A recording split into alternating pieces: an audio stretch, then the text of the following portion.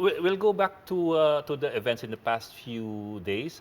What happened with Erwin has raised other questions as well.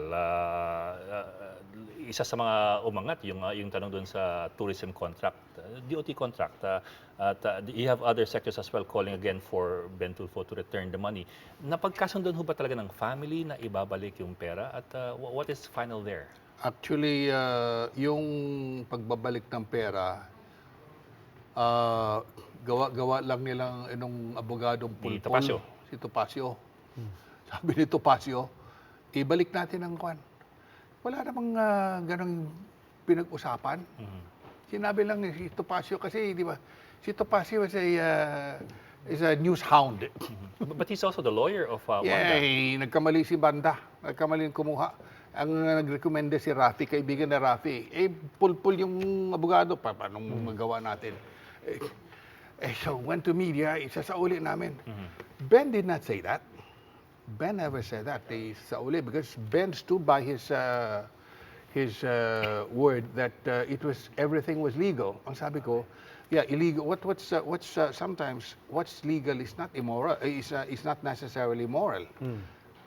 Sabi ko, nagkamali ka dyan.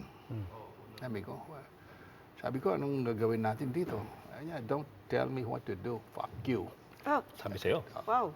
So those strong words. So sabi ko, my God, nagkakakuha na yan. Pero sabi niya, why should I return the money when it's legal? Tingnan mo lang talaga, kung if you look at it, legal eh. There was no violation of law. Everything was there. May lahat, may papeles, lahat. Yes, but Pero let's recap that case. This was a contract between the Department of Tourism and PTV. And it was PTV that then had a contract with BTAG. Yes. Which is owned by But basically the argument is that hindi alam ng DOT na mapupunta dito. But there was no way, going the other way, there was no way that BTAG did not know that this was a DOT project. Of course, BTAG knew. Of course, BTAG knew. And Andana knew.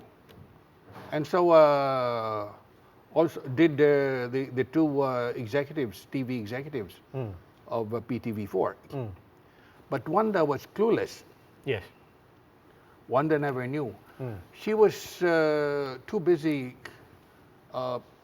encouraging tourists to okay, yeah, but my sense here from what you're saying is there's two ways of looking at it. One is that you're saying Wanda clearly did not know. As far as she's concerned, she turned over the funds to PTV, and then bahala na yung PTV how to promote ano. But you are acknowledging that going the other way, Ben knew. And that would have still been...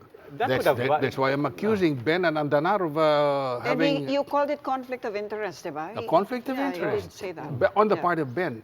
Wanda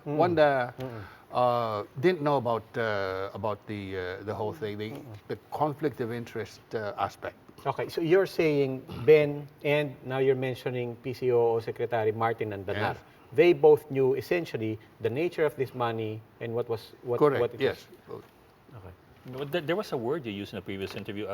They manipulated. Was that the word that you used? Manipulated the deal. How did that work? How would you put it? Could you put it another way? How did they manipulate it?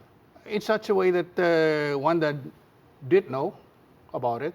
So they took advantage of Wanda. Yes, and then they could have farmed out after getting the 60 million pesos.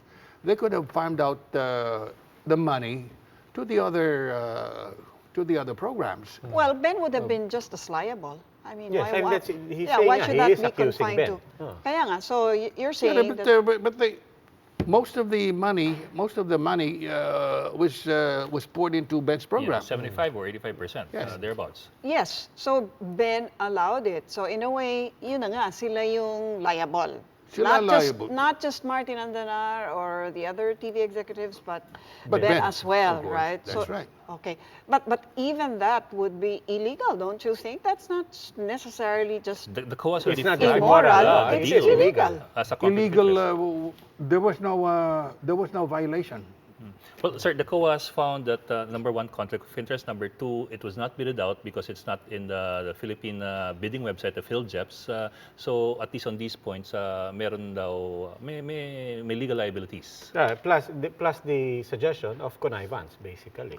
Connivance on the part of Ben Andanar and the two executives of PTV4. Okay. Sir, but what happens next? I mean, clearly you say that there's something wrong with the deal, even if you, in your perception it is not illegal, but there is something wrong with the deal itself.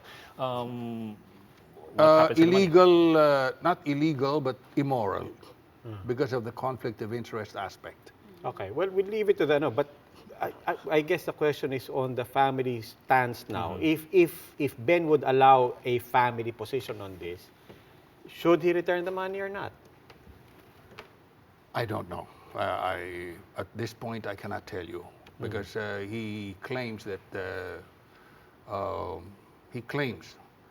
everything was legal. Yes. But as patriarch, your last advice to him was what?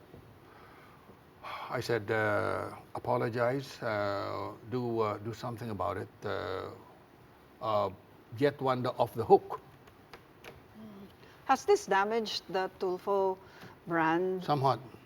The controversy. Okay, what I want to know is, do you feel it when this damage is wrought on you? Does the family feel it? Is this something that moves you to change, perhaps, or soften up, perhaps? Change in what way? I can never change my style of writing and my style of commenting. Yeah. I can only change my attitude, perspective in things, but I cannot change the way I talk, the way I express myself. Yeah, but how do you look at it? Because Rafi the other day was saying on his program na actually dapat hindi kami nadadamay dito eh. Kasi yung gulo ng kapatid ko, unfortunately nadadamay kaming lahat. What is your thinking on it? Because on the one hand, there is that Tulfo brand. Yeah, that's right. Nandiyan talaga yung T3, T4, and so on. People do lump you together. Do you think that's unfair? Or do you think that's, I mean, given everything that the Tulfos have stood for? It's unfair. It's unfair. Like Ben committed a mistake, I get the rap, or I get whipped. So can't you use your clout as patriarch Don't to they fix defer it? to you, sir? Yeah. Ben wouldn't listen, but Rafi and Erwin listen. Okay. So in effect, you don't have full control, or your clout extends only to certain. Let's put it members this of the- way: all of us now are grown ups. All of us are grown ups, and in fact, Ben said, "I'm no longer a child.